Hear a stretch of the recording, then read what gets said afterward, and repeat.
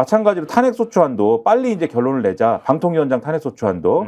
그래서 3일 또는 4일 본회의에서 표결 처리를 할 계획인데 다만 여기에 대해서는 지난주에도 말씀드렸듯이 탄핵소추안에 의결이 되면은 이 김홍일 방통위원장의 직무가 최장 6개월가량 정지될 수 있지 않습니까? 헌법재판소가 네. 이거를 그렇죠. 판단해야 되기 때문에. 네. 그래서 이것에 관련돼서는 지금 대통령실은 그 전에 김홍일 위원장이 사퇴할 가능성 이런 것들을 또 시사를 하고 있어요. 네. 그래서 이런 일들이 이제 일어나는가 등등을 또 지켜볼 필요는 있는 것 같습니다. 그 방통위가 급히 저는 전체 회의를 열고 그 일정도 앞당겼다는 거 아니에요? 그래가지고 저 공영방송 이사 공모 절차에 이미 들어간 상황입니다.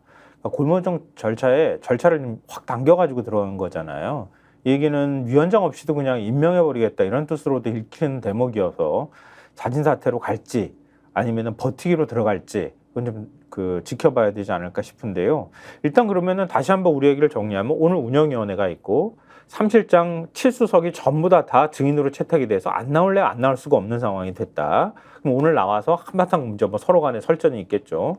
그리고 내일부터 4일까지 대정부질문이 있기 때문에 이거 가지고도 이제 시끄러울 것 같고 이미 법사위를 통과한 최혜병 특검법이 지금 상정될 예정이고 그리고 과방위를 통과한 그리고 법사위까지 통과를 했죠. 이미 방송사법이 있고 김홍일 방통위원장 탄핵소추안 이것도 역시 마찬가지로 국회에 일단 보고만 되면 그 다음에 하루나 이틀 뒤 정도면은 본회의 표결이 가능한 거니까 만약에 본회의가 내일 열리면 모레 글피 늦어도 글피 전에 그러니까 본회의 일정 이번에 이제 그 대정부 질문이 있다는 게 본회의가 계속 사흘 동안 있다는 얘기거든요. 그 일정 안에 지금 김홍일 방통위원장 탄핵소추안도 처리가 될 가능성이 굉장히 높다. 근데 일단은 요 부분이 제일 그렇죠. 그거네. 방통위원장 근데 탄핵소추안은 4일은 안 한다.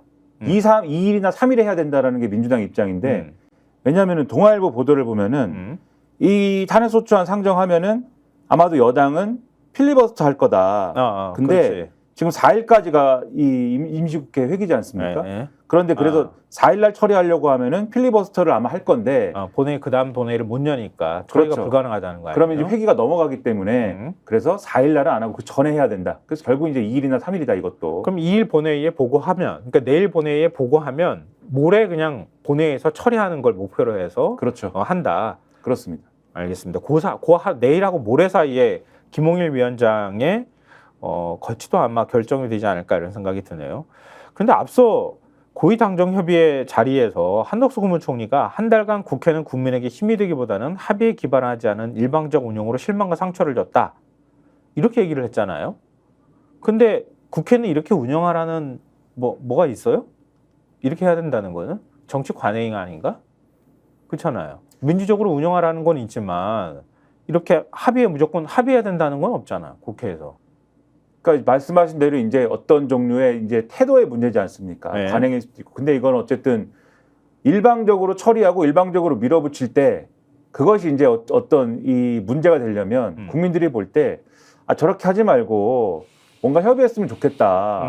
뭔가 더 얘기했으면 좋겠는데 너무 밀어붙이는데 이런 생각을 할 수 있는 그런 조건이 조성돼야 되는데 근데 지금 그런 조건이 조성되려면은 여당이 협의를 하거나 또 야당이 제기하는 문제 중에 합리적으로 수용할 수 있는 것들은 충분히 수용할 어떤 그러한 자세가 돼 있고 그렇지. 그러한 태도를 지금까지도 충분히 가져왔다라는 게 전제가 돼야 되거든요. 그래야 국민들이 볼 때 아니 그래도 정부 여당은 저렇게 좀 하려고 하는데 왜 야당은 이렇게 일방적으로 밀어붙입니까? 왜 강경 노선만 갑니까? 얘기가 이렇게 되는 건데 지금까지 국민들이 본 이 정권과 여당의 모습은 그게 아니라 꼼수로 맞서고 이 야당이 뭐 이렇게 밀어붙이려고 하면은 꼼수로 맞서고 제대로 된 문제 제기에 대해서도 제대로 답을 안 하고 또 법안을 처리하면은 대통령이 거부권을 행사하고 일상적으로 거부권을 행사하고 네. 이런 거를 봐온 거잖아요. 그래서 오히려 여기에 대해서는 이게 왜 야당이 일방적으로 밀어붙입니까라고 하는 거에 대해서는 이게 결국은 손뼉이라는 게 두 손이 마주쳐야지 이제 소리가 나는 건데 두 손이 마주치지 않고 있는데 지금 정부 여당이 그렇게 얘기할 수가 있는 것이냐에 대한 그러한 지적이 안 나올 수가 없는 거죠. 한덕수 국무총리 발언과 관련해서 람세스님이 덕수는 언제까지 총리냐 사임 안 하자 이렇게 글을 올려주셨어요. 진짜 왜 계속하지? 근데 그래서 사표냈다면서. 아니, 슈레딩거의 한덕수예요. 지금 기사를 계속 보시면은 슈레딩거의 한덕수야. 네, 기사를 계속 보시면은 7월에 개각을 한다는 거 아닙니까? 이 7월이 됐으니까 네. 개각을 한다는 것인데 네. 분명히 한덕수 총리는 난 그만두겠습니다라고 했으니 네. 개각을 하면은 당연히 후임 총리가 지명이 돼야 되잖아요. 근데 기사를 막 보시면은 사실상 한덕수 총리는 유임 분위기다라고 나와요. 유임이 거의 확실시된다라고 나옵니다. 계속 하겠다. 그러니까 그러면 근데 이게 또 유임하겠습니다라고 밝힌 것도 또 아니지 않습니까? 또 후임을 지명하면 또 지명이 되는 건데 그래서 사실은 상자의 뚜껑이 열릴 때까지 네, 한덕수 총리가 유임이 되는 건지 사임을 한 건지는 결정이 안 된다. 네, 이것이 이제 슈레딩거의 한덕수다. 네. 까만 옷을 입고 다녀야 될 것 같은데 네. 계속? 유임과 사임이 중첩돼 있다 지금. 네. 근데 제가 한덕수 총리 발언을 인용한 건 뭐냐면요. 자기들이 편할 때는 국회 관행 관례 얘기하면서 그리고 그거는 관행이지만 법을 위반하는 거잖아. 방통위 운영 2명이서 하는 거는. 꼼수를 네, 말도 안 되는 건데. 꼼수를 취하면서 법 위반이라는 지적이 나오는데도 불구하고 이게 된다, 이게 맞다, 이렇게 할 수 있다, 법 위반이 아니다라고 우기면서 밀어붙이고 있죠. 2인 방통위를.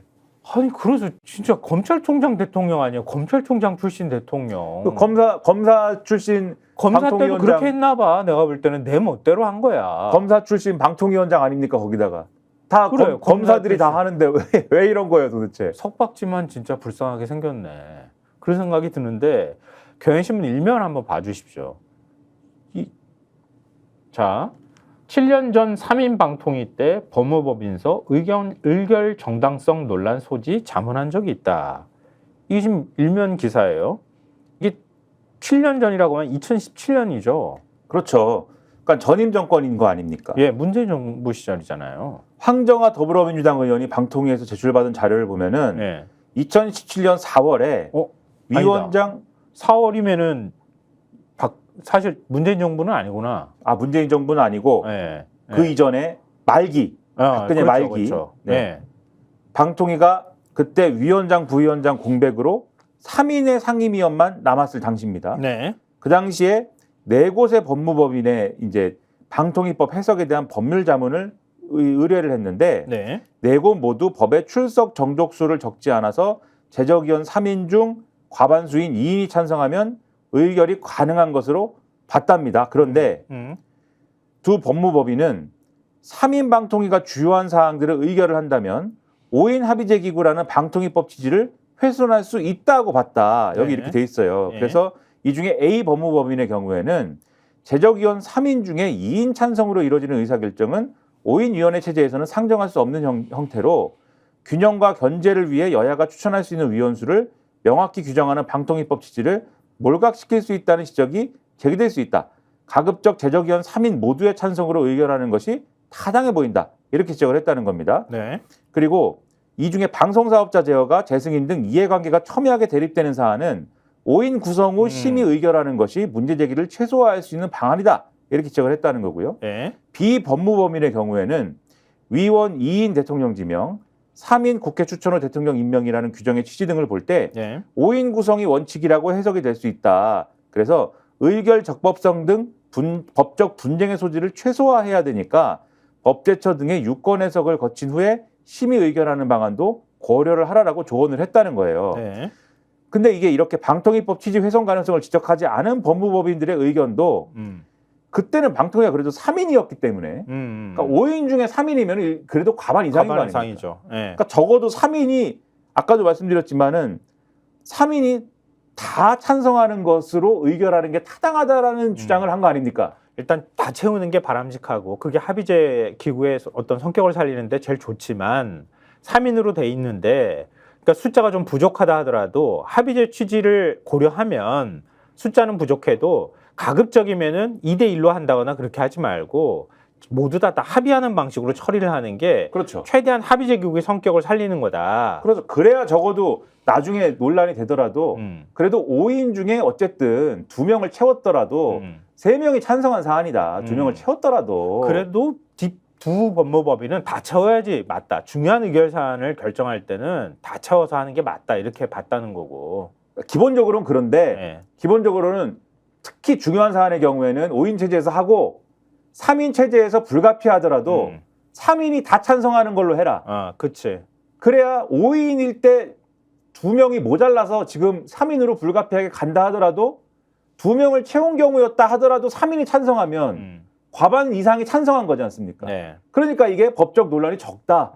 이렇게 조언을 한 건데 C 법무법인의 경우에는 3인 이상의 위원이 임명된 경우 심의 의결이 아주 불가능하다고 해석하기는 어려운데 네. 합의제 행정기관으로서의 입법 취지를 고려할 때 상임위원 1명만 있는 경우에도 심의 의결이 가능하다고 해석한다면 방통위법 취지에 반한다. 이렇게 판단했대요. 그러니까 상임위원이 5명 중에 위원장 빼고 상임위원이 2이 있는 거죠. 그렇죠. 그러니까 보통의 경우에는 여당목, 야당목 이렇게 상임위원장에 2명이 있도록 돼 있는 거잖아요. 근데 지금 위원장하고 부위원장이 다 공석인 상태였잖아요. 그러니까 상임위원장이 1명밖에 없는 상황이었던 거란 말이에요. 그럼 나머지 3명, 그러니까 비상임위원 2명이 있고 상임위원 1명이 있는 체제에서 좀 의사결정을 하는 상황이었던 거잖아요. 당시에는. 그렇죠. 근데 상임위원장 1명밖에 없는 것도 사실은 조금 문제가 있다. 이런 부분들을 지적했다는 거잖아요. 그러니까 상임위원 1명만으로 만약에 심의 의결이 가능하다고 하면 방통위법 취지에 반한다. 근데 지금은 2인이 하지 않습니까? 그렇죠. 근데 아까 뭐라고 말씀드렸냐면은 3인일 경우에도 다 찬성하는 것이 법적 논란 최소화하는 방법이다. 근데 지금 상황은 이 3인에도 미달하는 2인이잖아요. 예. 그럼 2인인데 가능하다라고 지금 주장하는 거 아닙니까? 이 정부는. 예. 근데 2인인데 가능하다라고 주장하는 거랑 1인인데 가능하다라고 주장하는 거랑 제가 볼 때는 논리적으로는 마찬가지예요, 그게. 근데 이 C 법무법인은 1인일 때 심의 의결이 가능하다고 하는 논리는 방통위법 취지에 반한다라고 판단했다. 네. 이게 중요하다라는 겁니다. 네. 지금 앞으로 이제 그 공영방송 이사진을 결정하는 과정들이 있을 텐데 이거는 진짜 위원장이 만약에 직무가 정리가 되면 부위원장 1명만 딸랑 있는 방통위가 돼버리잖아요. 그렇죠. 이것도 가능해라고 바닥바닥 우길 수도 있을지 몰라. 근데 원래 2인 이상이 회의에 참석하도록 돼 있는 거잖아요. 방통위법에 보면. 그러니까 어쨌든 회의체 내에서 뭔가를 결정하기는 쉽지 않아지니까 결국 불가피하게 위원장이 사퇴를 하고 다음번 위원장이 들어와 가지고 결정할 수 있도록 하는 건데 미리 지금 이제 공모 절차에 들어가야 다음번 방통위원장이 임명되고 인사청문회 거치고 그 다음에 그 다음에 공영방송 이사를 추천한다 하더라도 일정을 최대한 앞당길 수 있다. 이런 계산을 지금 하고 있지 않을까 이런 생각이 들어요. 왜냐하면 그러니까 만약에 직무가 일단 정지가 되는 그 순간부터 방통위는 식물이 될 가능성이 매우 높아지거든. 그러니까 그걸 피하기 위해서는 그 방법밖에 지금 없는 상황이 아닐까?